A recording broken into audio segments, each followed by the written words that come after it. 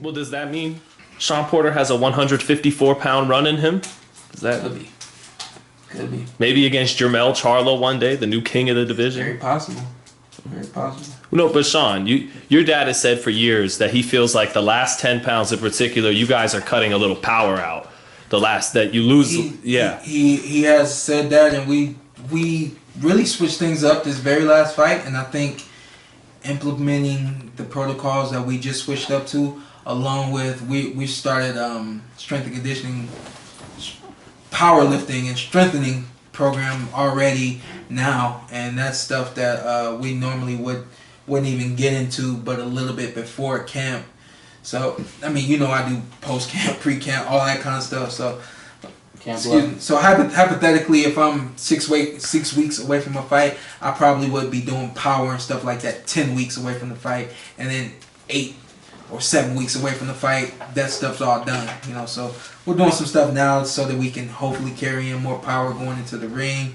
Wade is breaking down to me what power actually is: force times impact or something, like speed times force is power. Is it that PSI they always talk about? Yeah, something like that. Yeah. So he's breaking it down to me, and he's showing me why we're doing the things that we're doing and all that. So, you know, my hope is to you know, the next time I get in the ring, just be strong and do something that people haven't seen me do yet. And I've been able to do that time and time again now, and just trying to carry that on.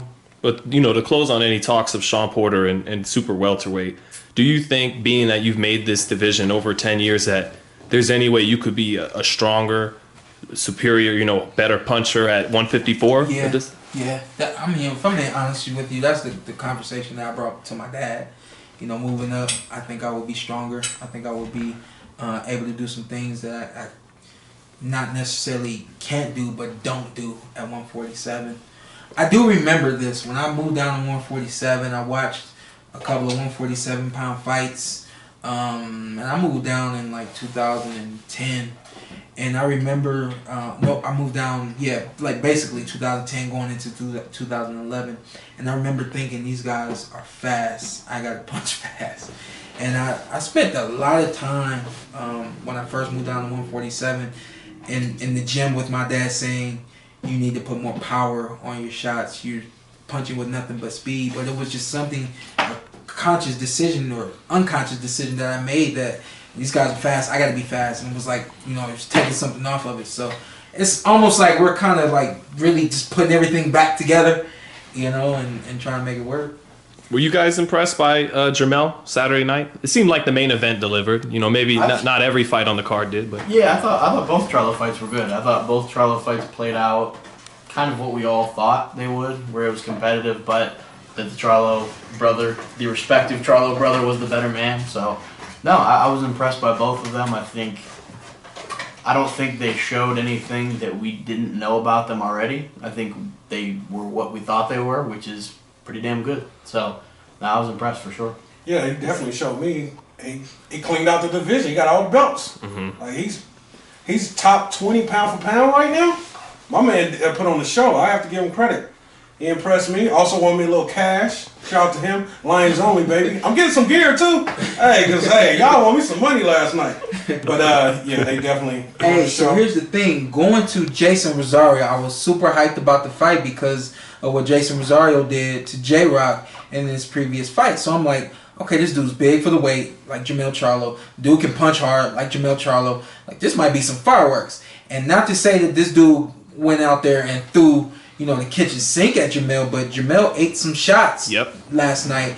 And he showed that, yo, I'm going to eat these and I'm going to keep doing what I need to do to win, you know. So that, if anything, you know, you're talking about things that them not showing us anything that we didn't know.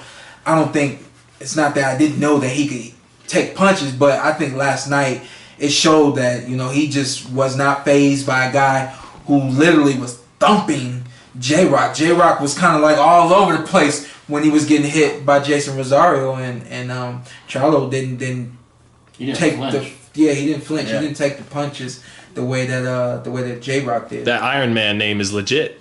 Absolutely, showing up. Yeah, I think they need better nicknames. I think they're elite fighters. I don't love either nickname though. Just go by Lions only in the ring. Yeah. Just Jermell Oh, Lions only, Lions Charlo only, Jermell. Lions Yeah. only Lions. Yeah. Just flop it, but no, they're both great fighters. I don't love the nickname. The question is, who fights Jermell next? That's Yeah. Lara. Lara. Well, Patrick Teixeira is the one fighter with a belt, but he's with Golden Boy, and I don't know if Golden Boy would be anxious to offer him up. It's what's the dude's name? Patrick Teixeira. Teixeira. And Doesn't the young dude over there have a belt too? The young guy over there. With Not the, Virgil. You're talking about No, Virgil. not Virgil. His last name is, I think it starts with an M. He's heavier. You talking about was it Mungia? Yeah. Mungia. That he vacated it. Oh, okay. And that the title he vacated, Teixeira now Is he on has. 60 now, Mungia? He is. Yeah, he's Oh, on okay. 60. Yeah, He's fighting he can throw- Turiano Johnson. Okay. He can throw Yeah. some bombs. Okay.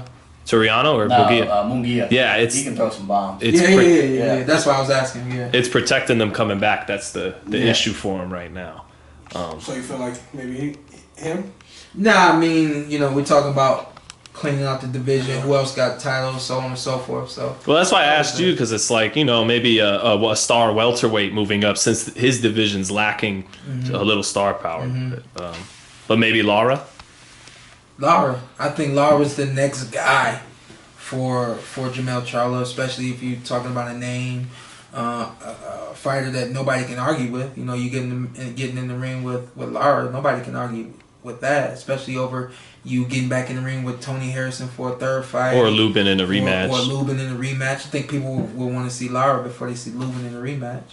Well, isn't he one of them guys, legacy-wise, you want to scratch off if you're in that Lara. Like, you want to have a win over Lara before you hang him up if you're a junior middleweight, I'm right? not sure Canelo has a win over Lara. Ooh. If I'm being honest, I'm not sure that You might not happens. be able to go back to Mexico. I've never been. But that was a different Lara than the guy Jermell would be For fighting. sure. Yep, So, yep. because that would you favor Jermell if he were to fight Lara because of that?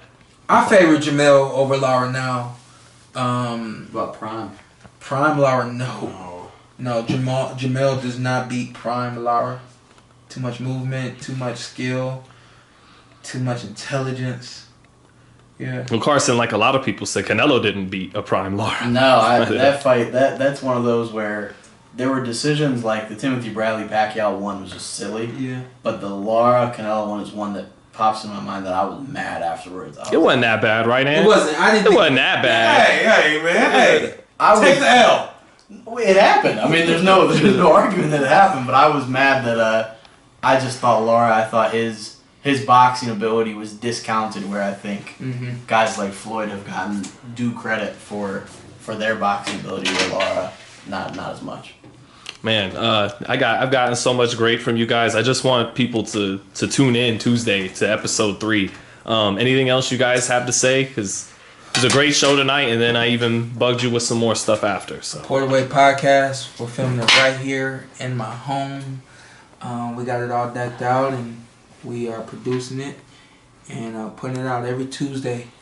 All your podcast platforms as well as YouTube, the Porterway Podcast. Please subscribe and hit us with the comments. They read them, I don't.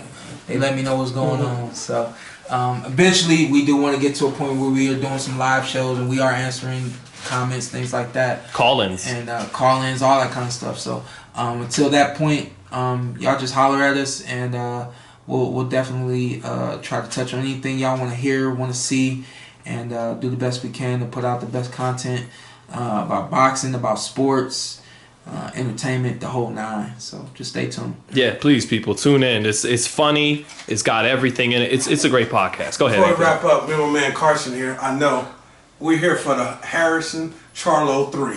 We are here for that. Believe me. I'm with I'm that. here for that. Shout out to Tony Harrison, Midwest Yeah. guy. I'm definitely here for that. But yeah, like Sean said, check it out if you prefer soccer.